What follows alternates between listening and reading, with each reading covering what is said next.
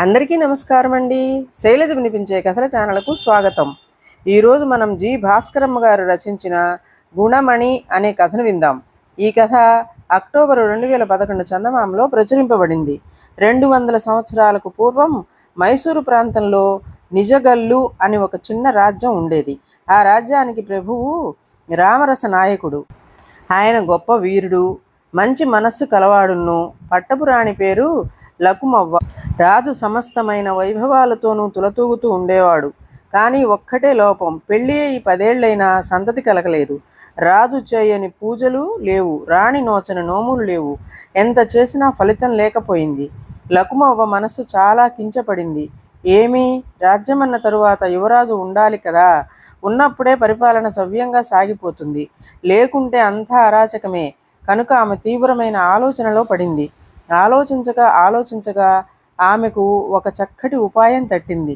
వెంటనే ఆమె తనకు దగ్గర బంధువైన ఒక సుందరికి కబురు రప్పించి తనకు సహచారిణిగా పెట్టుకున్నది. ఆమె చక్కని చుక్క, సుగుణాల రాశి, పేరు గిరిజవ్వ. ఈ గిరిజవ్వను గురించి పట్టపురాణి లకుమవ్వ భర్తకు ఎంతగానో చెప్పి ఆమెను పరిణయమాడవలసిందని కోరింది. మొదట రాజు ఈ సలహాకు ఇష్టపడలేదు. కానీ లకుమవ్వ పదే పదే వేడుకోగా ఎలా అయితేనే గిరిజవ్వను రాణిగా చేసుకోవడానికి సమ్మతించాడు. గిరిజవ్వను రాజు పెళ్లి చేసుకోవడంతో లకుమవ్వ సంకల్పం చాలా వరకు నెరవేరింది. అయితే గిరిజవ్వకు పెళ్లి కావడంతోనే ఆమె తల్లి లేనిపోని పెత్తనం కల్పించుకోసాగింది. లకుమవ్వ మాట చల్లనీయకు, నీపైనే రాజుకు ఎక్కువ ఇష్టం కనుక ఆమె పైన అధికారం చెలాయించి నీ పంతం నెగ్గించుకుంటూ ఉండు అంటూ దుర్బోధలు చేస్తూ వచ్చింది. తల్లి ఎంత నూరిపోసినా ఉత్తమురాలైన గిరిజవ్వలో ఏమీ మార్పు రాలేదు. ఆమె తనను చేరదీసి రాణిగా చేసినందుకు పట్టపురాణి పట్ల కృతజ్ఞత చూపించిందే కానీ అక్కను తృణీకరించడానికి ఎంత మాత్రమూ ఒప్పుకోలేదు. అది ఆమె తల్లికి కష్టం అనిపించింది. ఏమైతేనేం అదృష్టం పండి 2 ఏళ్లకల్లా గిరిజవ్వకు ఒక మగ శిశువు కలిగాడు. రాజు, రాజ్యంలోని ప్రజలు, అందరికంటే ముఖ్యంగా లకుమవ్వ చెప్పలేని సంతోషం పొందారు, ఉత్సవాలు చేశారు. ఇదిలా ఉండగా గిరిజవ్వకు కస్తూరి నాయకుడు అని ఒక తమ్ముడున్నాడు. వాడొక దుష్టుడు, పైగా పరమ మూర్ఖుడు. వాడికి చెడ్డవాళ్లతో స్నేహం. గిరిజకు ఎప్పుడైతే పెళ్లి అయిందో నాటి నుంచి వాడు కోటలోనే ఉంటూ వచ్చాడు. అందుకు తోడు రాణిగారి తమ్ముడైనందుకు ఆస్థానంలో మంచి పదవి, అధికారం కూడా లభించినాయి. అయితే ఒకనాడు అకస్మాత్తుగా శత్రు సైనికులు కోటలోకి వచ్చేశారు. దీనికి కారకుడెవరు? కస్తూరి నాయకుడే.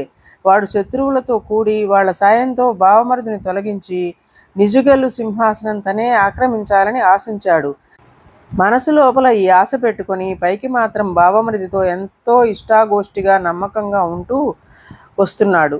కస్తూరి నాయకుని నమ్మి వారిని రాజ్యానికి సేనా నాయకునిగా నియమించాడు రాజు. సేనాని పదవి రావడంతో కస్తూరి నాయకునికి పరిస్థితులు మరీ అనుకూలంగా అమరిపోయినాయి. శత్రువర్గానికి చెందిన పొరుగురాజుతో కుట్ర చేసి కస్తూరి నాయకుడు ఫలానా రోజున రాత్రివేళ దాడికి వెడలిరండి, నేను కోట ద్వారాలు తెరిచి ఉంచే ఏర్పాటు చేస్తాను అని చెప్పాడు. కస్తూరి నాయకుడు చెప్పినట్లుగానే రాత్రి సమయాన శత్రు దళాధిపతి సులువుగా కోటలో చొరబడ్డాడు. కపటి అయిన కస్తూరి నాయకుడు శత్రువులతో యుద్ధం చేస్తున్నట్లు నటించాడు. కానీ త్వరలోనే వాడు చేసిన కుట్ర వెల్లడైపోయింది. పాపం ఆ యుద్ధంలో రామరస నాయకుడు వీరమరణం పొందాడు. నిజగల్లు రాజ్యం శత్రువుల వశమైపోయింది. కస్తూరి నాయకుడు తనను నిజగల్లు రాజుగా చేయమని శత్రురాజును కోరబోయాడు.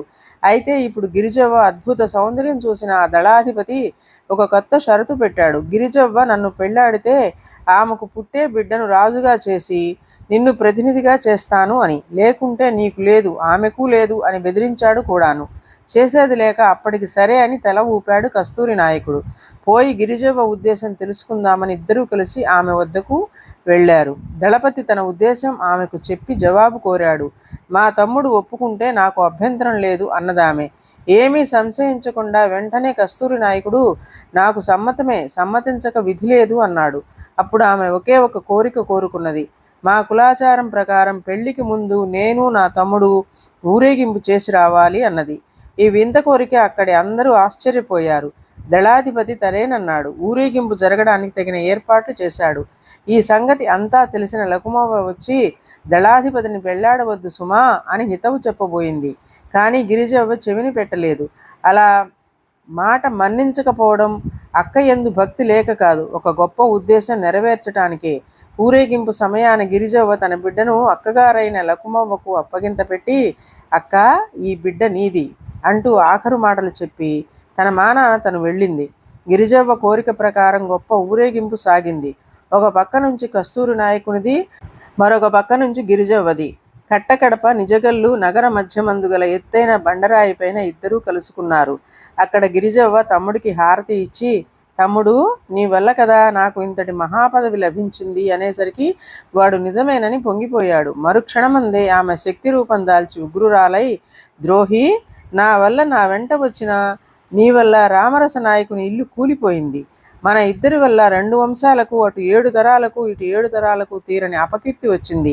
మన వంటి మహాపాపులు ఇంకా జీవించి ఉండటం భూమాతకు భారం అంటూ ఆవేశంతో తమ్ముడిని కౌగిలించుకొని ఎత్తైన ఆ శిఖరం మీద నుంచి కిందకి దూకేసింది. పడటంతోనే మారు మాట లేకుండా 2 ప్రాణాలు ఈ లోకం విడిచిపోయినాయి. గుణమణి పూజ్యురాలు అని పేరు పొందిన గిరిజవ్వ బలి అయిన ఆ చోటన ఒక గ్రామం వెలిసి నేటికి నిలిచి ఉన్నది. ఇదండి కథ. ఈ కథ మీకు నచ్చినట్లయితే లైక్ చేయండి, షేర్ చేయండి, కామెంట్ చేయండి, సబ్స్క్రైబ్ చేసుకొని నన్ను ఎంకరేజ్ చేయండి. నమస్కారం అండి.